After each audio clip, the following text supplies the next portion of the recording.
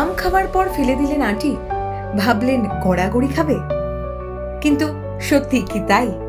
পূর্বস্থলীর rail station চত্বরে এলে কিন্তু আপনার ধারণা বদলে যাবে। রেল স্টেশন চত্বরে গড়ে উঠেছে এক জমজমাট আম আঁটির পাইকারি হাট।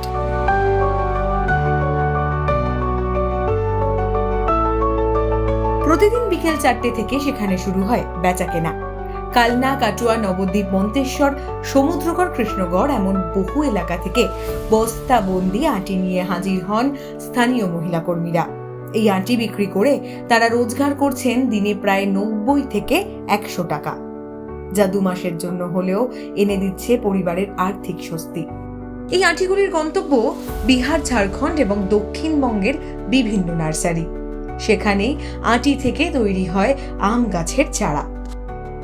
এই মহিলাদের অধিকাংশই বধূ বা প্রান্তিক পরিবারের সদস্য, যারা আগে কখনো নিজের উপার্জনের কথা ভাবতেও পারেননি।